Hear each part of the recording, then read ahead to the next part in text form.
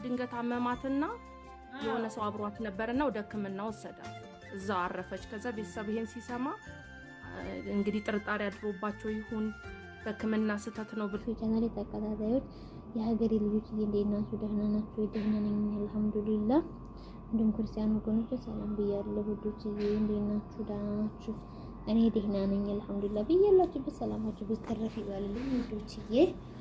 እኔ የምላችሁ ማለት ነው የዛች ዜድ እናት ሞተች ምናምን ሲባል ማለት ነው ወላሂ ነው ውሸት መስሎኝ ነበር ማለት ነው። አንዳንድ ጊዜ ውዶችዬ አላህ ይጠብቀን። በስደት ላይ ሆኖ ቤተሰብን ከማጣት ወላሂ አላህ ይጠብቀን፣ አላህ ይሰውረን። በጣም ከባድ ሀዘን ብትሉ በስደት ሆኖ ቤተሰብን ማጣት፣ በተለይ እናትን ማጣት ማለት ነው በጣም ከባድ ነው ወላሂ። አንዳንድ ጊዜ ማለት ነው ብዙ አመታት የሰራችሁ እህቶቼ ቤተሰቦቻችሁ ቶሎ እያሏችሁ ባካችሁ ሂዱና ቤተሰቦቻችሁን እዩ ማለት ነው። ምክንያቱም ዱንያ ሞልታ ሞላም ማለት ነው። ሞት ደግሞ አማክሮ አይመጣም፣ በድንገት ነው የሚመጣው ማለት ነው። ማንኛውም ሰው ከዘጋይቶ የሚጠብቀው ሰው የለም። በድንገት ሲመጣ ላጥ ያደርገናል እንጂ ማለት ነውና እንግዲህ ለዚችም ልጅ ሀቂቃ እንደው በጣም ከባድ ነው። ምን እንደምላችሁ አላውቅም። እንኳን እናት እኔ በነገራችን ልጅ ማቃት የዛሬ 3 አመት ላይ ምናምን ነው ሚዲያ ላይ ማቃት ማለት ነው። እናቱ ፈረስ አባቱ ፈረስ ምትል ነበር ማለት ነው። እና ወላሂ በጣም ከባድ ነው። እሷ ደግሞ ነፍሰ ጡር ናት፣ እርጉዝ ናት።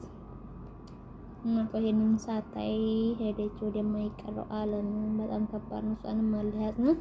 ግን በስደት ላይ ሆኖ ቤተሰብ ማጣት በጣም ከባድ ነው። የቤተሰብ ናፍቆት በጣም ከባድ ነው። የምላችሁ ልጅዬ ወይ አይሞላ በቃ እናንተ አሁን ቤተሰቦቻችሁን ለብዙ አመታት ከቤተሰቦቻችሁ ጋር የተለያችሁት ወንድሞቼ ቤተሰቦቻችሁ እንዲያችሁ እዩ ነው የምለው። እኔ ሀቂቃ ነው የምላችሁ።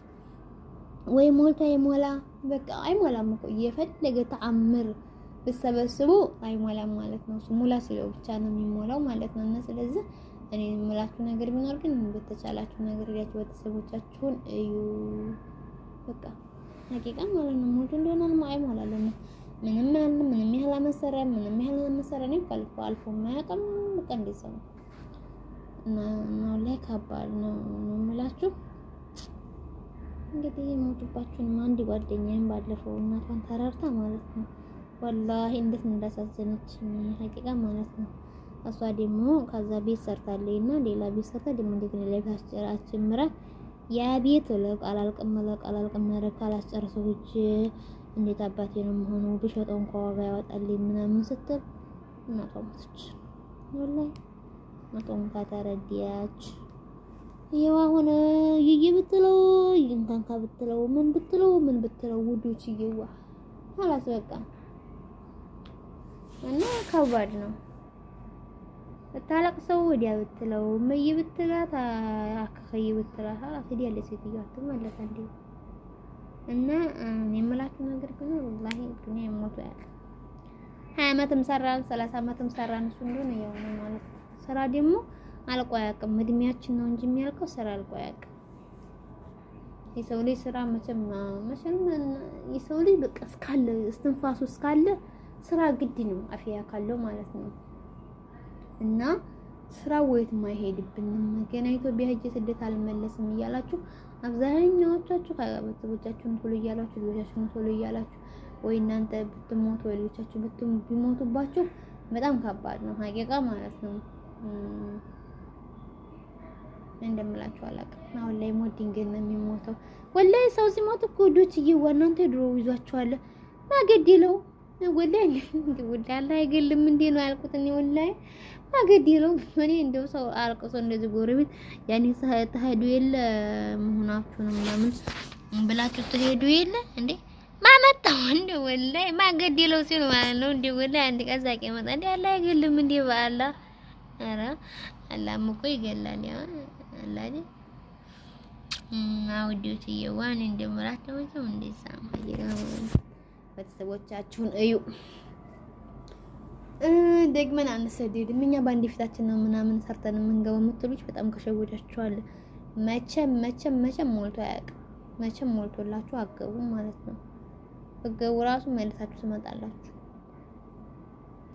እንደዛ ስለሆነ ግን ቤተሰቦቻችሁን አይታችሁ ልጆቻችሁን አይታችሁ ትመጣላችሁ ማለት ነው። የሆነ ወላሂ ሀዘኑ ይለያያል። ግን ሞት ስለማይቀርም ስለምታውቁት በልባችንም ስለምናውቅ ማለት ነው። ወላሂ ሀዘኑ ራሱ በጣም ነው የሚቀነስላችሁ ሀቂቃ ማለት ነው። እኔ ወንድሞችን ማለት ነው የዛ ጊዜ እኮ መነቃልጠፍ ብዬ ሄጄ ብሆን በቃ አያቸው ነበር ወንድሞችን ራሱ አድገው ምናምን ወላሂ አሁን እዛ ሰርግ እንደዚህ ጎረምሳ ሆኖ ምናምን ሲሉኝ ማለት ነው ወላሂ በጣም ነው ልቤ የሚያዝነው። እና እንደነሱ እስከሆናችሁ ድረስ በቃ ልባችሁ እነሱን እንዲያዘነ እነሱን ልባችሁ እንዳስታወሰ ምናምን ከመኖር ቪዲዮአችሁ አይታችሁ የሚሏችሁን ሰምታችሁ በቃ ከሞቱም ካሉም አልሐምዱሊላህ ደስ ይላል። ቤተሰቦቻችሁን እዩ ሄዳችሁ። ዱንያ ሞልታ አታውቅም። ዱንያ ታባክነናል ውዶች። እንሰራታለን፣ እንይዛታለን፣ እሷ አትያዝ እኛ እንሯሯጣታለን። እሷ እኛ እያሯሯጥናት እሷ ደግሞ ወይ ታባታችሁ ትለናለች፣ እኛ ደግሞ ወይ ታባሽ እንላታለን። እሷ ደግሞ በቃ እንደዛ እያለን አረጅን። አዎ ተያይዘን አረጅን። ስለዚህ ቤተሰቦቻችሁን ጠይቁ፣ ዘይሩ። ምን ትፈልጋለች እመዬ፣ ምን ትፈልጋለህ አባዬ ብላችሁ እነሱ ከእናንተ የሚፈልጉት አይን ነው። አይን በጣም ነው የራባቸው።